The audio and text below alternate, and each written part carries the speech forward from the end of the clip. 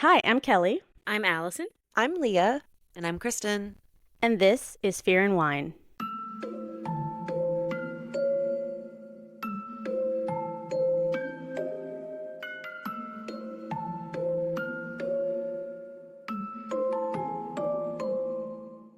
Hello, welcome to Fear and Wine. We are a podcast about horror TV shows, movies, and more. And today we are going to cover a Black Mirror episode. This is one of my favorites called Loch. Kristen and I really like this one. I don't know if Allison or Leah has seen this one. Nope. No. Yeah. I only watch them after you guys tell me what they're To about. watch. Okay, well, this one is definitely, it's palatable. You guys can handle this one, but it's a really good one, and it's twisty and fun. But quick notes, so this will be our last recording for just a little bit. I know I explained last time that we have Kristen's a teacher, so she's got to get her classroom and stuff ready to go back to school. Leah's a mom, she's got to get the kids back to school. Yeah. End of summer vacations and stuff. We just decided let's take the rest of August to regroup, and we're gonna come back after Labor Day. So our next show would be the 9th, I believe, of September. And we will finally come back with the and more that we always talk about when we talk about horror TV shows, movies, and more, because I am going to be working on bonus episodes during that time.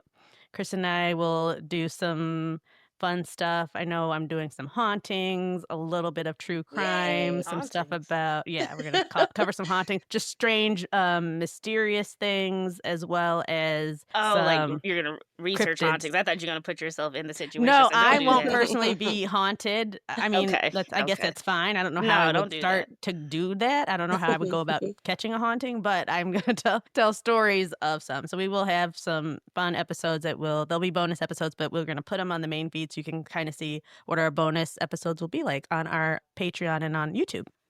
Cool. And I'm looking forward to the ghosty stuff for sure. Me too. I love those, like history, like anything I get to like read a book and research and do all that Yeah. stuff. I really like that. So Love a rabbit hole. Yeah. yes, so that's what's coming up. But today, because we are doing the Loch Henry episode of Black Mirror, and it is kind of a true crime documentary type of episode, a question for today is, what true crime documentaries do you recommend that you've seen? Does anyone want to start? I know a we million to love, choose from. I know Netflix and HBO are my go-to spots for true crime documentaries. Mhm. So we all came up with a bunch. But if anyone is just dying to tell theirs first, you can go ahead. Well, I wouldn't mind going ahead and telling mine. Sure. I don't watch as many documentaries, just like everything else as you guys do, because I'm always watching reruns of old shows. So a lot of times I feel like I don't have the attention span to stick through an entire documentary, especially when it's like a series, because a lot of times I feel like I get to the end and I'm like, okay, that could have been told in an hour. And it kind of frustrates me, and I don't need 10 episodes of a documentary. I guess I'm just always ready to get to the end of the story. So it's hard for me to You stick are through like it. that. You fast forward through a lot of stuff. I do. I do.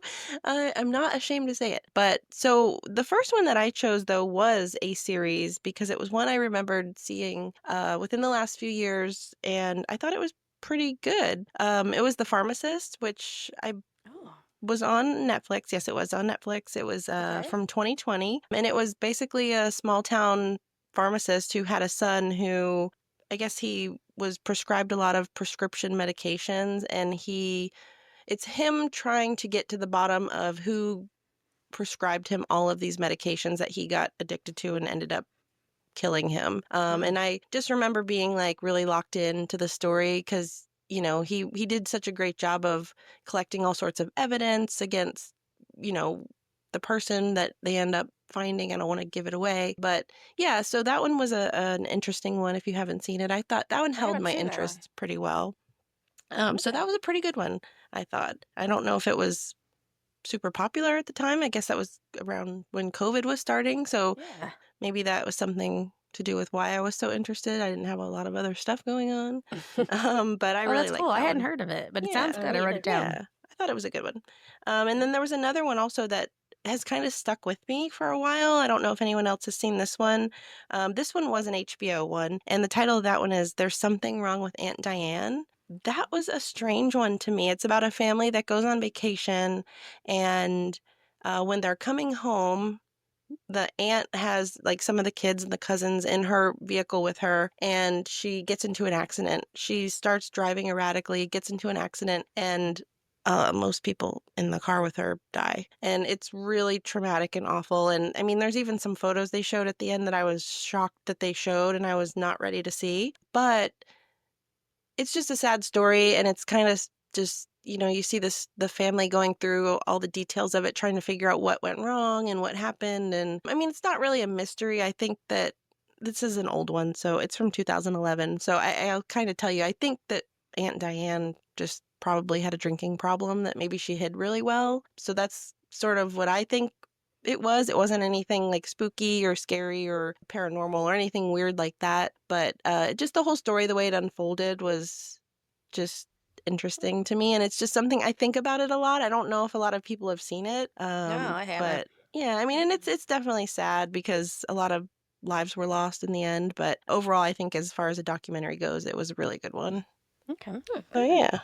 I wrote both of those down because I'll have to watch them. I had not seen Yeah, or me heard too. of them. Yeah. Mm-mm. I feel like I've heard you talk about Aunt Diane before, and I think I looked it up and couldn't find it streaming anywhere because it's a little bit older, but I could be wrong.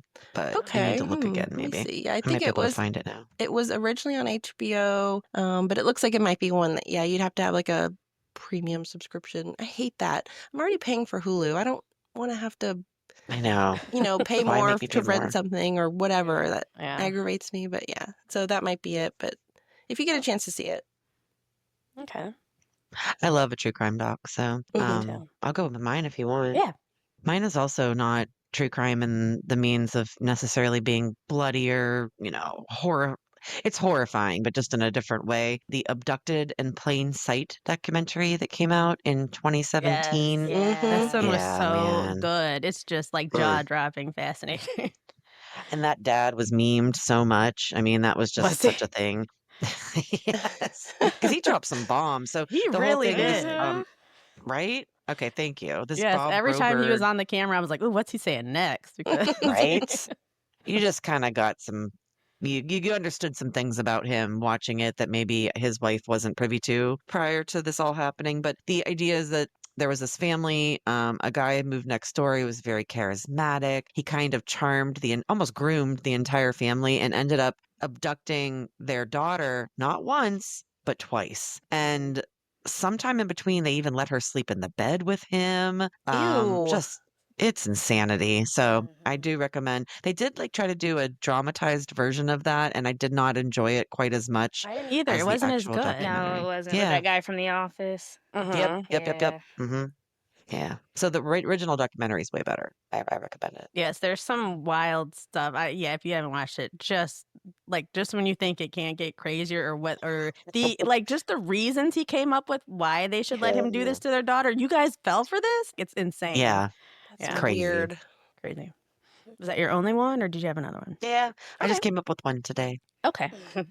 Mine is not bloody either. I think we're on a None good of ours path are, I right think. now for a true crime. But I love the ones that are centered around social media because that's honestly everybody's lives at this point. But that one, I think it was called Bad Influence, where the mom was making the kids do all this stuff just to make money and oh, which happens a lot. Because even look at the Yeah. Ruby Frank one. I know we've talked about Ruby Frank before, but just the moms are out there just Using their shoving their kids. children into the Oh, yes. camera for money. But I really liked the Dancing with the Devil one, where the kids were part of a cult. They were dancing I on love that one. TikTok. Yeah, because I don't. A dancing TikTok cult was awesome. Yes, Just the yes, premise and of I that don't know. sounds insane. I know a lot of people were like, "Is this even real?" Because they're all TikTokers, they're all influencers. Are they just trying to make more money by doing this documentary? Which, even if it did, it was still entertaining. Just like reality TV, they're like, "Oh, it's all scripted." It's still entertaining. I don't care if it is or not. So, but just the TikTokers out there, and they're still out there dancing too. And that one girl, That every time I couple? go on her page, every time I go on her page, you'll see every now and then like, "Are you okay? Just let us know if you need help." And she's just out there just pop locking. She's not worried about anything. So I'm just picturing her doing it, but all sad and crying, like she she's looks being fine. forced. She looks happy. fine. Yeah.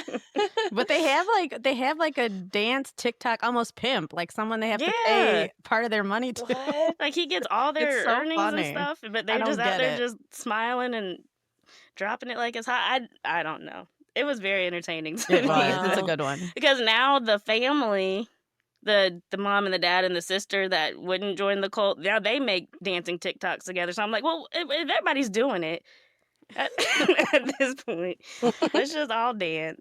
Yeah.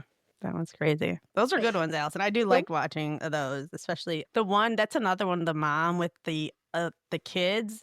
What was it? The bad Bad influence. influence. She also had other people just handing over their children to her. Yeah. And this woman doesn't have any sort of credentials as a What? filmmaker, nothing. She's just a woman who got her kid popular on social media, and people were like, "Oh, let me send you to her house." And So it's weird. just so weird that so It many is. parents are just like, But will just hand their kids money over. rules everything. So It's they're like well, the if it's parents making that- money, go ahead. Yeah, it's like the parents that let them go be alone with celebrities and stuff when they're young. Like they just want Crazy. them to be famous or whatever. What? I don't even So know. weird. I mean, look at the Nickelodeon kids too on Quiet on the Set. Mhm. His parents, except for that one, the black mom, she didn't let it happen. But the rest of them, they're just like, yeah, just go, do what you need to do. You're making money. I don't like that. It's wild.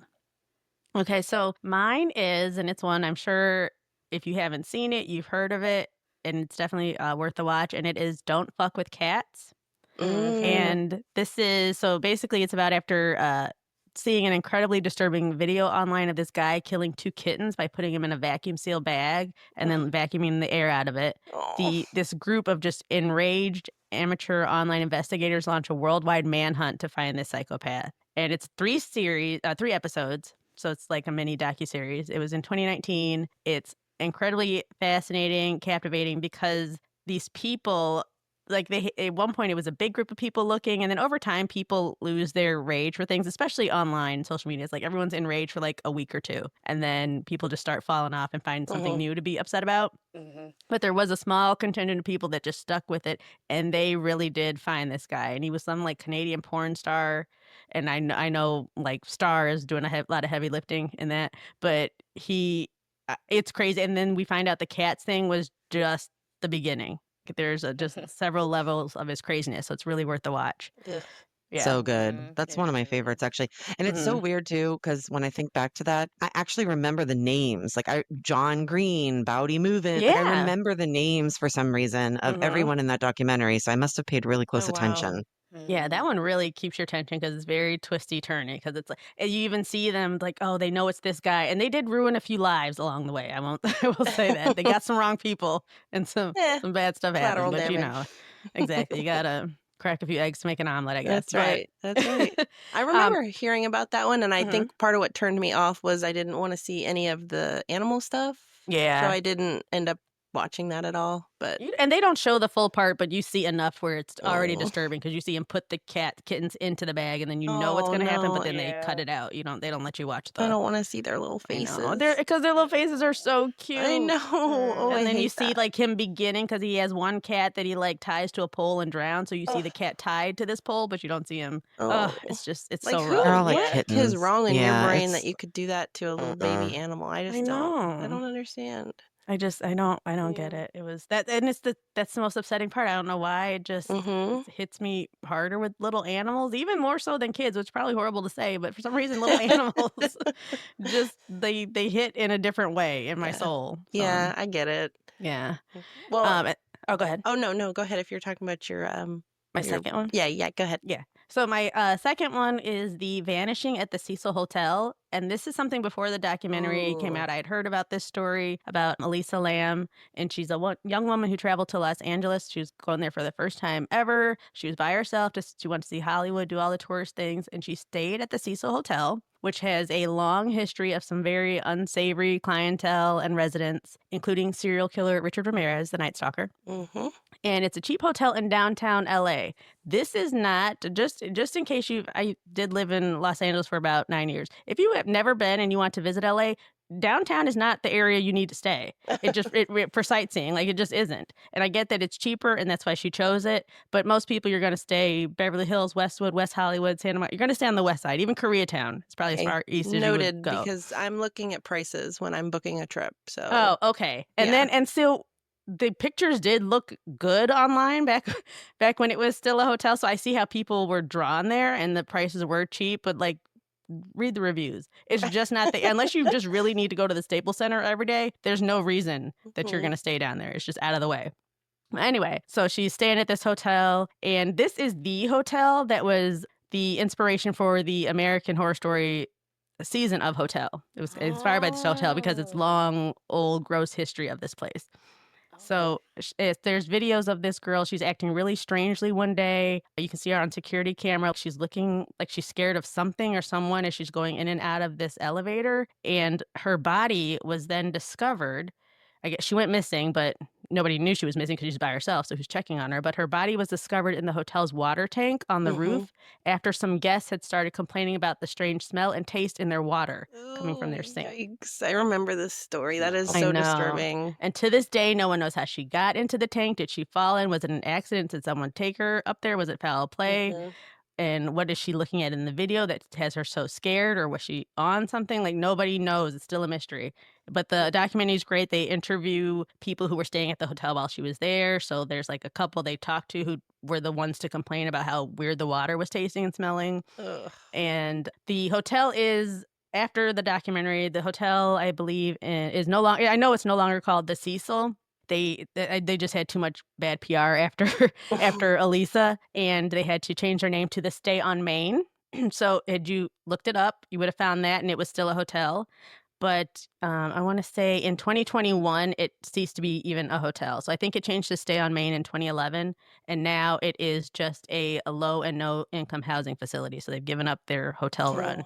So Yeah, they needed to. I think people who are on Skid Row, they're able to put them in kind of apartment style housing there or something. yeah, that's where. Yeah, so they're all you're not going to find them on your hotels.com or Expedia or anything. So you don't run the risk of accidentally staying there anymore. So Imagine being those people that complained. Like, I would be terrified ever staying in a hotel again. Like, I would be traumatized by it. I would be. And I know it's one of those things where you probably, after that, you then go and look into this hotel and you're like, what? Yeah. I stayed here. I accidentally stayed at a haunted hotel once and didn't realize it. What? And some crazy. crazy stuff had happened that night. And then I went home and I was like, oh, it's this old hotel in Daytona, because I stayed there for work. This old hotel in Daytona, known to be haunted. I was like, well, I guess I should have looked it up before I stayed And they there. put you on the haunted side because it has two sides. They put you on the No, haunted that side. was the one at the Alamo where they put me on the haunted side. okay. Yeah. Oh, there's like a haunted side. It's like smoking, non-smoking. Yeah, like, there's this hotel right next to the Alamo in San Antonio. I also went there for work, and there was a big group of us. I was the only person put on the original hotel, the old side. Everybody else got put in the other building that was brand new. That's Or weird. much newer, much updated. Mine was from like whenever the Alamo was. I mean, it was so Right. old. And it was right next to the thing, and it was known as the haunted side. My room was so creepy What? looking. Ooh, I don't like Yes. that. That's weird that you were the only one put there. Yeah, and the whole group, I was like, how, we all booked together. How did I get Right. sent over there? And I like that And the I got ghosts locked just in my room. That was that You hotel did? where the door, they couldn't figure out. They're like, I don't know if the door is swelling or not, but I could not get out of my room one day. And they had to No. have the maintenance people come in. And they're like, when they finally opened it, they're like, but nothing's wrong with the door. It was just some freak thing that I just could not get out. You And didn't that's why I don't request- really like staying in hotels with Kelly, because she always gets put in these odd situations. Oh my Yeah. gosh. Well, you didn't request a new room or a different, like on the No. other side or anything? I probably should have, but no. Yeah. Yeah, just I just I like stayed that the there. ghosts just stay on the old side too. They're like, I guess so, yeah, on that one, yeah. The one in Daytona was cool, but that lady was screaming at me all night. So. No, hell that's Did she right. she threw your perfume at you or That's the one who something? threw my perfume, yeah. I Yeah. would cry my eyes out. Are you That was kidding me? Gladys. I named her. You I don't know if named that's her? name. Yeah. Were you being nice to her, Allison? Were you with I her? wasn't there. Oh, So, okay. no, this was just Kelly. I don't. Kelly, that's so scary. No. Oh, If my. something's gonna happen in a haunted hotel, it will happen to me. To so. Kelly, yes. That's why Ugh. Allison, especially in New Orleans, Allison does not like staying with me because something will happen. I so. get Every it. time. Every time. Well, speaking of all these documentaries, remember there was a period of time where I mean, I know mockumentaries have always been around, but I feel like there was a while where we were getting a lot of them. And did you guys see the one on Netflix, American Vandal, about the high school? No, I've heard about No, it. I didn't really? realize that was a mockumentary. I had heard Yes. about it, but I Oh never my watched gosh. it. I thought that one Oh was my God, very it's funny. hilarious. Yes, it's so Sorry, funny. yeah. No, Oh, I I need know to you've watch it. seen it. There's First somebody. of all, I thought the first one was hilarious, and then the second one came out and Mhm. blew it out of the water. It's called The Turd Burglar. Don't ask me why I remember. Somebody put poop in the lemonade that was served to everybody at the school. Yeah, and so the whole Ew. rest of it is them trying to figure out who did it. I don't I'll have to think I watch liked these. the second one So as good. much, but the first one there's somebody I did. drawing dicks on everything. Oh, the dicks on the Yeah, cars. That's yeah. right. Yeah, and they're trying to Okay. figure out who the drawer is or the Yeah. How vandal did Or I is. the miss this? I perpetrator. gotta watch these. Yeah. Oh my God, you need to watch them both. And They're it's hilarious. just so funny because it's done in a very serious manner. So it's like the interviews Yeah. are all serious and it's Do you silly. remember Hot Janitor, though, from the second one? I don't Oh my God, remember. there's a No. guy in the second one, and all the kids just call him Hot Janitor because he really is like hot and he's the janitor. And he had this profile on Instagram, and everyone would go comment. The actor does, and everyone would go comment about him being Hot Janitor all the time. Oh, So that's funny. anyway, good times. Yeah, I love a good mockumentary. Oh, fun. I I'll bet have to check that I'm out. sure I saw it on, because I know I saw it, but I probably read the description. I was like, this doesn't seem interesting, and not realizing it was a mockumentary. So, Yeah, you probably have. yeah. What's that documentary? It's not a mockumentary, but when you start talking about tanks in the Cecil Hotel, what's that documentary of the family where the little girls go missing and then it like drew all this attention Oh, online yes. because they're like, no, there's a girl in The the Chris room in Watts this scene one? right here. Was it? What? You know what I'm Is that talking Chris about? Watts? I The Chris think, Watts child, I one? couldn't remember his name. It probably was, but they ended up finding the little girls in the tanks later on. I Yeah, think. yeah. That was Chris was that Watts. Chris Watts? Yeah. Mhm. All right, I gotta Yeah. write that down. 'Cause No, you saw He it, just Kelly. I got did. Because It's like American- online, you did. people were like taking clips from the documentary and being like, "Oh no, you can clearly see a little girl poking her head Yeah. out of that room right there. Yes. The girls aren't dead." Yeah. Yeah. It's American Okay. Monster. Yes. Okay, I Oh, remember yeah, that. that And was. then And there's and parts while where the police were there, Oh, like yeah. a commercial came up on the Yes. TV where there was like babies that were dead. Like it was just really, I Yeah, there's remember like that. specifically like there's oil and there's like a skull. Yeah. And then there's parts where they're like interviewing him and like lights are going off in rooms around him. Yeah. You can that hear was whispering. crazy. Ooh, that gave me chills. Oh, I You're want to see He was whispering. just Yeah. he just finished his trial and they thought he did not get the death penalty. They convicted him to life. Mm. Oh, wow. Oh, wow. Yeah, I That felt just bad happened because right I now. definitely, when I saw him in the beginning, giving interviews, I was like, something's weird. But then, of course, everybody was talking about him being hot. And it's like, ugh, now's not the Of course they time. were. You know? Yeah. Yeah, Oh, so. wow. Anyway. Yeah. Well, those are some good ones, guys. Thank you. So, if anyone hasn't seen those, I know I had to write a few down, so I will definitely Yeah. be checking these out. But we will go ahead and get started with Black Mirror Loch Henry.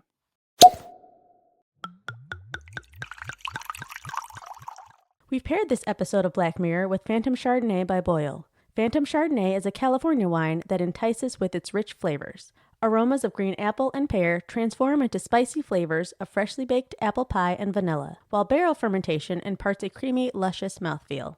Pair this wine with grilled fish, chicken, and shellfish. Enjoy! For more information about us and all of the wines that we feature, visit our website at fearandwine.com. And make sure you follow Fear and Wine wherever you listen to podcasts so that you don't miss a new episode. And if you like us, please leave us a 5-star rating and review. Thanks! Loch Henry is episode 2 of Black Mirror Season 6.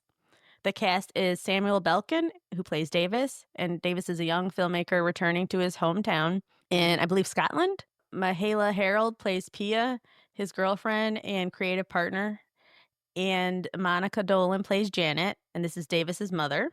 And Daniel Portman is also in this. You might recognize him as Podrick Payne from Game of Thrones, the Tyrion's little. Podrick. Yeah, I love Podrick. Mhm. Tyrion's squire, who is always with him. So yeah, really like him. He always provided comic relief, I felt like. Mhm. The one with the penis. Yep, the one with the Okay. penis. Yeah, Mhm. that all the girls were all the whores loved him. Yeah. Mhm. And he plays Davis's old friend who tends bar in Loch Henry. And Davis and Pia drive to Loch Henry, which is this desolate, picturesque village in the Scottish Highlands. It's very pretty, but it's very quiet, run down. This is the beginnings when they arrive there. And Pia is trying to be positive, and she's getting some B-roll of the area. And Davis is a little nervous and reserved. I don't know. He's a little comfortable maybe about being back home. So I don't know. Pia is American. And Davis is Scottish. So I'm not sure. They don't really say, unless they do, Kristen, I missed it. They don't really say where they met. I'm assuming it's somewhere in school, but is he in I think school in film school, America they might or is mention she that, in yeah. school in the UK? I don't know. Yeah, I don't think But they they tell don't us really that talk about either. it. But these two are a couple. They met in film school and they are going to do a documentary film together. They get to Davis's mom's house. And inside the house, it's really cluttered and there's VHS tapes everywhere. It's dusty furniture, old and kind of a cold energy. And his mom, Janet, is kind of standoffish and a little cold, but I don't know if it's just her energy from just living alone and not being surrounded by many people for so long, or she's just a strange woman. But that evening, Janet prepares dinner for them, and the conversation is light at first. Janet doesn't pry too much, but Pia does ask her questions, and she's fascinated by the local area. She and Janet don't outwardly clash, but there's a strange energy between the two of them. And Davis is kind of uncomfortable. I think it's just that uncomfortableness of I want my mom and my girlfriend to get along, and it's just awkward at the beginning. But they are there to do a documentary film about an egg collector from the area. Upstairs in Davis's room, this is after dinner, Pia is sure that she blew it with Davis's mom, and we learn that his dad, Kenneth, died when Davis was 8 years old, and Davis hardly remembers him. Pia finds an old VHS handheld recorder that Davis says used to belong to his dad, and she's really excited about the idea of using it and possibly using it in their documentary filmmaking. The next morning, Pia, after learning she has no cell service at this house, starts snooping around the house, and she sees shelves and shelves of VHS tapes labeled Bergerac. She asks Davis what that means, and he says, oh, it's an old detective show that my parents really liked. And Pia definitely thinks that's weird. I don't know about you guys, but as kids of the 90s, we had a lot of VHS tapes. I used to record, my mom and I recorded all my children every day. So we just, had old recordings of TV shows. Is not odd to me. Oh, yeah, no, I had those Yeah. too. Yeah. I wish we I still mean, there's a lot of them though. there's a lot of them. Like Mhm. I used to have a Yeah. collection, but eventually you get rid of them. I mean, you don't need to rewatch all my children. So Yeah, or you tape over Yeah, stuff. you usually tape by over it. 2025. Yeah. Yeah. So Davis takes Pia to the Loch, and it is beautiful. It's gorgeous, and the big lake by their house. And she begins to wonder why the town is so empty because it is so pretty there. Next, Davis takes Pia to the pub, and this is where we meet Stuart, and this is the guy that Podrick Payne guy. And that's Davis's childhood friend, and he now works behind the bar. The conversation quickly turns to the town's infamous history, and they tell Pia the story of Ian Adair. So Stuart tells a story, and he's saying that that's why there's not a lot of people left in this town because of what happened with Ian Adair. And as the story goes, years ago in the early 90s, tourists started disappearing, and Ian was blamed, and the whole town was shaken. It turned It turned Loch Henry into a place that people avoided. The bar barely makes any more money anymore to stay open. Davis then takes over telling the story, and he recounts the story of the last two victims, and they were a young couple visiting Loch Henry on vacation when they disappeared. Davis's dad, Kenny, was called to investigate. The story went cold, and Ian Adair was in the pub one day drinking, and he started talking to people about the couple. He threatened to come back and shoot up the place. So Stuart's dad, who owns the pub, called Kenny to go and make sure that this guy wasn't going to be a problem. Kenny's dad heads to Ian's home, but he doesn't answer the door. And as Kenny walks back to his car, Ian shoots him from the upstairs window. Kenny drags himself to the car and calls for backup, and he hears shots from inside. And when he enters the house, they find that Ian has shot his parents and himself. As they check the place further, they head to the basement, and there's a hidden door leading to a bunker, and inside they find a torture room. Over the years, he had tortured and killed at least 8 people whose bodies were found in the field. Pia asks about Davis's dad, and we learn that he got MRSA in the hospital, and that ended up killing him over time. So Janet, Davis's mom, feels that Ian Adair also killed his father, and she considers him to be one of Ian's victims. Pia looks intrigued and asks him to take her to where it happened. So Davis does, and then when she's there, she gets inspired, and she begs him to change the film to be about the Ian Adair and Loch Henry story. Davis is reluctant. He already had plans with this egg guy. He's like, listen, we got to meet him in the morning. This is really going to set the egg guy back. We can't just change this on him. But Pia's like, this really should be it. True crime is in. People will watch this. This will be great. So he doesn't want to do it. He walks away. But Pia says, you know what? I'll just make the movie on my own if you don't want to do it. And Davis admits that his family has been very traumatized by this Ian Adair stuff, and it's just a little too personal for him. And he just he storms off. After another awkward dinner with Janet later that evening, Pia continues to argue the point of changing the topic of their film. Later at the pub, Stuart agrees with Pia, and he thinks it will draw tourists back to Loch Henry. He offers his help in the use of his drone. Davis agrees, and Pia is thrilled. Stuart brings out a box of newspapers and old videotapes and all of this coverage from the time of the murders, and he said that his mom was morbidly obsessed with all of it, so she kept her own little collection. And his dad hated it. He gives the box to Pia and Davis. Back in Davis's room, they get one of his mom's VCRs set up with his laptop, and they view the tapes that Stuart's mom gave them. There's a tape in it already, and they laugh when they see that Bergerac appears on the screen and when they hit play. So they're watching that cop show. And Pia makes a joke about it being his mom's boyfriend. So they swap out the tapes and they put in the footage from Stuart's mom's box. We hear a British voice and see cops everywhere. Davis immediately recognizes his dad and he gets excited. And there's an interview with Stuart's dad where he refers to the missing girl as very attractive. Back at the bar, Stuart's dad is pissed that he gave the box to Davis and Pia. He says people shouldn't be making movies about this. Stuart's dad appears to be an alcoholic. After this, Pia and Davis arrive and they go out with Stuart and his drone to capture some B-roll footage of Loch Henry. And they get there's this upbeat montage with split screens of this beautiful scenery, and everybody's really happy as they're starting to work on this film. So they do a lot of film editing, and there's a passage of time montage, and we see that several weeks, maybe in a month, has gone by. And the name of this film will be Loch Henry. While interviewing Stuart's dad takes a fall down the stairs, and he's drunk, and he's ranting about them digging stuff up. He's like, you guys shouldn't be doing this. This is disgusting. Just stop it. And so Stuart's annoyed because he's interrupted his interview. So he has to go get his dad and check on him. He's like, just give me a second. So Stuart's really kind of fed up with his dad. But anyway, he takes his dad to the hospital for his injuries.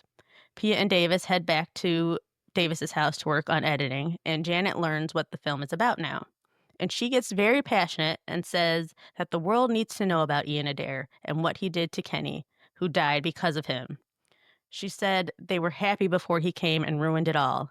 And this is the first bit of emotion that we see from Janet, who says she will be happy to help if they need anything from her. They immediately decide to interview her. And she's blushing and she's nervous in front of the camera. She's like, I haven't been in front of a camera since Kenny used to film me. Pia and Davis decide that they are going to try and sell this documentary to Historic Productions. They are reluctant to take it. Historic Productions are reluctant to take it at first because there's so much saturation with true crime. And Pia tells them that there's a personal connection and that Davis's father was the lead detective on it and he's one of the victims. But I mean, he's loosely a victim. So at first they're like, oh, so he was murdered? And then and she's like, well, no, Yeah. not directly. She's like, oh, well, he died of his injuries later. She's like, kinda, not really. So they have to explain it. She's like, you guys got need MRSA in the hospital. yeah. They're like, you guys need to rework this and make it a little more personal, and then maybe, come back and see us. So they promise that they can get more footage and info than anyone else, and they're gonna get access to this old dungeon. So next we see Stuart, Pia, and Davis. They're all in these hazmat suits breaking into Ian Adair's old house. And they have Kenny's camera, that old VHS recorder, and they end up having to put tape over the spot on the tape that allows them so they can record over Bergerac. Once in the dungeon, it looks like this old 70s stoner basement. Stuart takes out a bottle of lemon juice and he begins splashing it around and says that they can make it look like it'll be blood showing up under the black light. So I don't think you're supposed to do this in documentaries, to make the scene No, something else, but it's like the Stuart's opposite of what you're supposed Stuart's to gonna do add in a little documentary. flair. He's adding a little seasoning. He's helping it along. Yeah. Yeah. So when they do turn on the black light, the room lights up with these splatters and sprays all on the wall and ceiling. And Pia finally looks a little disgusted, maybe we're going a little too far with this. On the way home, they talk about how creepy that was. And to calm their nerves, they start making jokes about Ian, and they laugh, and they end up making this, kind of morbid but really silly song that they're singing about Ian. And in their fun, they get a little distracted from the road for a moment, and they collide head-on with another vehicle. In the hospital, Davis is kept overnight for his injuries, but Stuart and Pia are okay, so they're released. Janet picks them up and drops Stuart off at home and takes Pia back home with her. Once they're home, Pia heads upstairs while Janet begins her shepherd's pie. Pia pops the tape in from the basement trip and begins watching the new footage. And as the tape's playing, she's walking around and she stands up and stretches her sore back from the accident. And while she's doing that, the footage that they filmed has ended and the tape reverts back to its old recording of Bergerac. Back in the hospital, Stuart's dad sneaks into Davis's room and tells him that he has to stop this film. Davis wants to know why. He says he doesn't have proof, but he thinks he has always known. And known what, Davis says. So then we cut back. Pia is still stretching, and Bergerac, that cop show, is now ending. And the tape appears to have something else on it afterwards. And then we hear a man's voice say, Ian. And the camera pans to Ian Adair. And the man asks him, what day are we on now? And Ian says, I believe it's day 9. The camera swings and we see a young couple tied up on a couch in their underwear. And the cameraman asks Ian to switch. And now they've switched hands and it's Kenny that's on film, Davis's dad. No. Mm-hmm. And he looks delighted to be narrating what's happening. He says to the terrified couple, the mistress is going to have her fun with the both of you. Downstairs, Janet is finishing up her shepherd's pie, and Pia is upstairs staring in shock at the horror on the screen. Kenny starts some music, and then we see a young Janet dancing wearing this red masquerade-style mask that we saw earlier. Pia noticed earlier hanging on the wall in her house, like a decoration. And Janet has a drill in her hand, and she approaches the couple, and then you hear screaming. That's crazy. I know.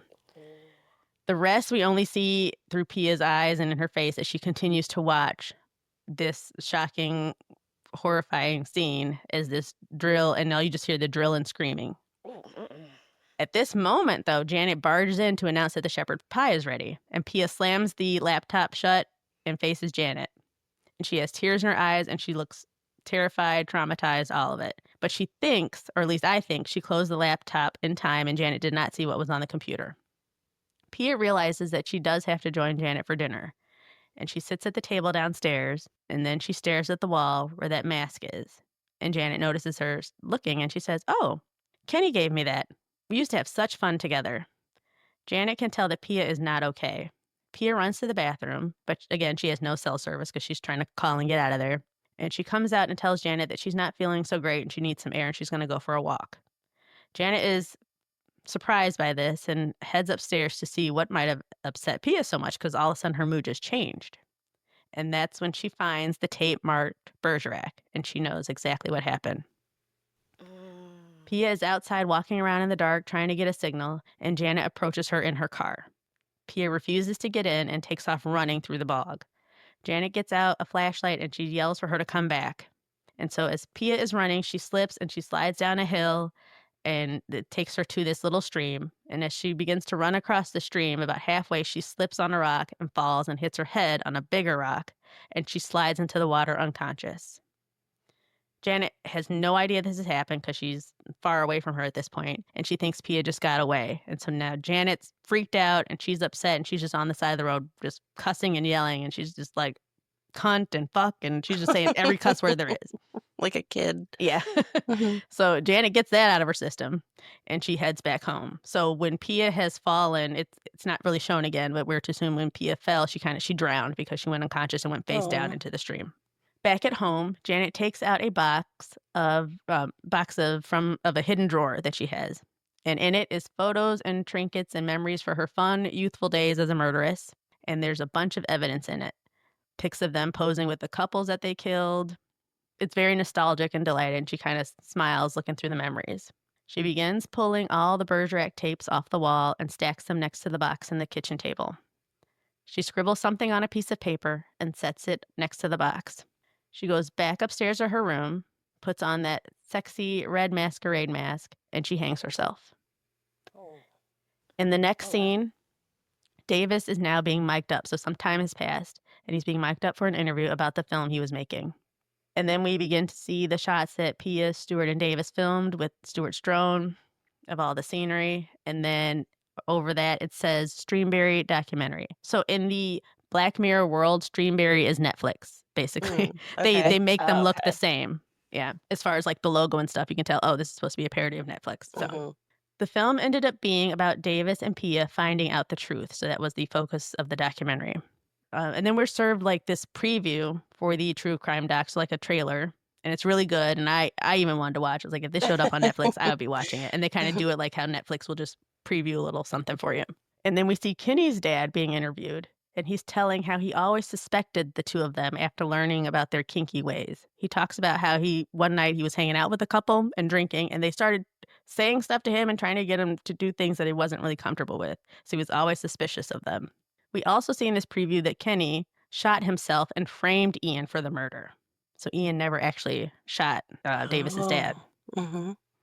At the end of the preview, we are then at the BAFTA Awards on TV. Stuart is watching it from his now packed bar, so people have now come back to Loch Henry because a documentary has come out. So they're doing like a watch party, and everyone's cheering as we see these, and we see the female patrons are wearing replicas of Janet's mask, so it's become a whole thing now. Oh my gosh, I know. yeah, People get weird. yeah, they do. Yeah. So they're waiting to see who's going to get Best Documentary, and Loch Henry wins. And everyone in the bar cheers, and they're super excited about it. And the winners take the stage, and we see that Davis does not win this award on his own. Instead, he's the subject of the film. So he's up there, he does receive a trophy, and he's standing on the stage, but he doesn't give the acceptance speech. He's just like, you know how they have those extra people in the background? Yeah. And they barely acknowledge him. They do mention Pia in the acceptance speech, but they barely acknowledge Davis, which I thought was a little weird, but he's up there holding something. So after the award show, Davis is drinking at the bar, and he overhears some Streamberry people saying that they will be dramatizing Loch Henry soon, and they're looking to right now to cast a Davis and a Pia. And he looks disgusted, and so he gets up and he goes back to his room. Once in his room, he sits down and he pulls out a piece of paper from his pocket, and it says, "For your film, love, Mom." And he sips his cocktail, and then we fade to black, and that's how it ends. So that was a little note that his mom left him before she hung herself. Oh my gosh. Mhm. What? Oh, wow. I love They the wanted twist in Great that twists one. in this Yeah. one. Yeah. Yeah. They wanted personal. Yeah. It got personal. Yeah. Mhm. Well, it's like an in your face kind of like and it really makes you think about our obsession with true crime, and just Mhm. how macabre that must be for the actual victims or people involved. Oh, Yeah. yeah. Can you imagine having something super traumatic in your family history being plastered everywhere and people like memeing it and stuff like Right. that, Oh making God, jokes? I no. mean, that's just awful. It's become Mm. almost like an abstract thing. It's like you forget sometimes this was a real thing that happened to people or Mhm. whatever. It's wild. Yeah, desensitization for sure. Oh, Think yeah. about that Dahmer show that came out. People memed that Oh, version of yeah. Dahmer so Mhm. much, and there's still family members of all of those victims of his that are Mhm. alive. Mm-hmm. So Mhm. just like you said, Leah, like I can't imagine. Yeah. I Yeah, really and then you like hear the that. stories. I think for the most part, they've kind of gone under the radar, but I always think about like the kids who didn't know of serial killers, like BTK's daughter, and like just I don't know. I just True. think about them. Like, what was their life Did you like? But watch that Happy Face show? I just didn't. I have yet to watch the Happy Face show yet, I Okay, didn't but watch it that is kind on of my list. I explores just that a haven't. little bit. Yeah, I Okay. didn't yeah. watch that Yeah. show, but like years ago, I listened to the Happy Face podcast, Mhm. and it was Mhm. crazy to hear how he just had a normal family, had a Yeah. normal home life, and then would go off and do these awful things to people. And it was just like, how do you have kids and a family at home and just act like a dad and then Mhm. go And off and do that? they don't know as kids, but it's like that day you discover in your early or mid adulthood, like Mhm. your world has to just feel like it's been Right. pulled out from under Shatter. you. Right. Just yeah. Right. Yeah. Yeah. That's Crazy. crazy. Which is basically what this episode is trying to capture, how when Davis found out, Mm-hmm. yeah. It reframed everything. And the irony is he wasn't really into it in the first place. Right. He didn't seem to want to exploit the story, Mhm. Yeah. but Pia did, and she did so badly to her own detriment that she's no longer with us. So I think it really is kind of teaching us lessons throughout that I paid attention to. So Yeah. Yeah. it's a good one. But To then mind your I love business. Black Yeah, Mirror. that's amazing. but then That's- without Yeah, them, yeah. Literally. diving deeper into it, though, there would have just been this Ian guy would have just been on the hook for all of it for all of eternity.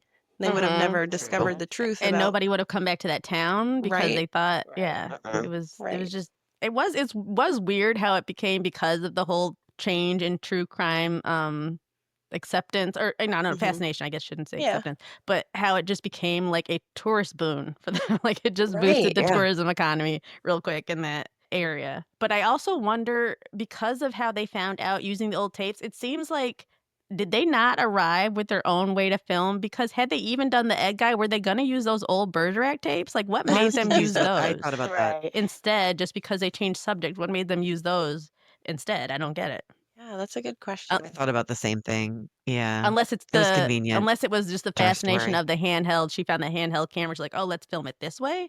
Maybe. Let's do it analog. I kind of like that was Yeah. the vibe I got from her, was that excited her when she saw that. She's like, "Oh, we can incorporate this somehow." Mm-hmm. And so, I mean, and maybe by using it, the idea that it's connected to someone who's involved in the case, Oh, it might, I don't know, okay. who knows how So they were going to spin it, that's but true.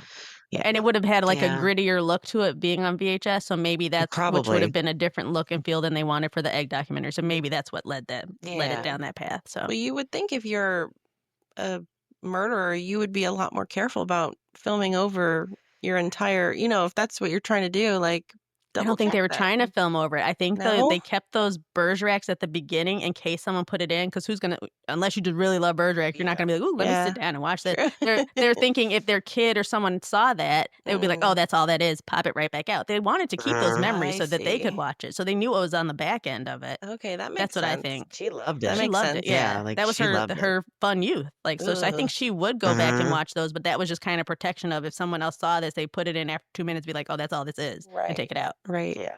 Which, by Yeah. the way, the name Anna Dare, I love that name. Mm-hmm. It sounds so villainous. It does. It's got a nice ring to it. Sounds like a werewolf for some reason. I feel like that's a werewolf's name. Yeah.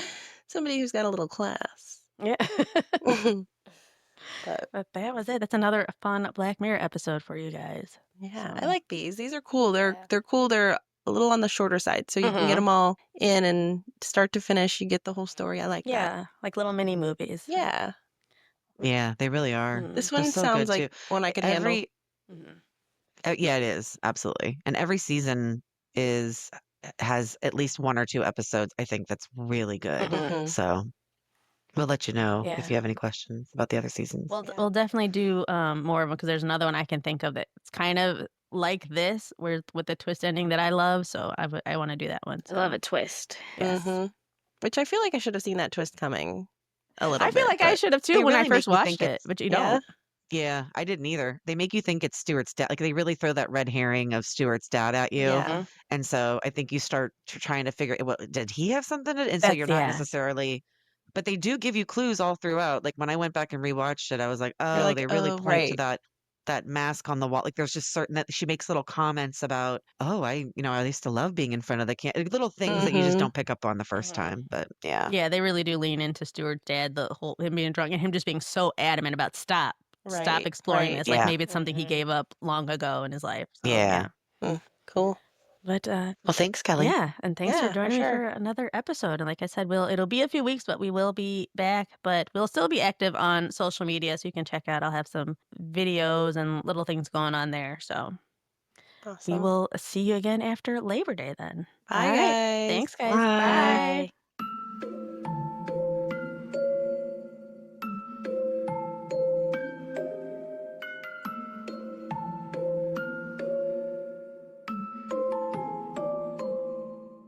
For more information about our episodes, follow us on Instagram at Fear and Wine Pod. And if you have a fun discussion question that you'd like for us to answer on the podcast, send it to us at fearandwinepod@gmail.com.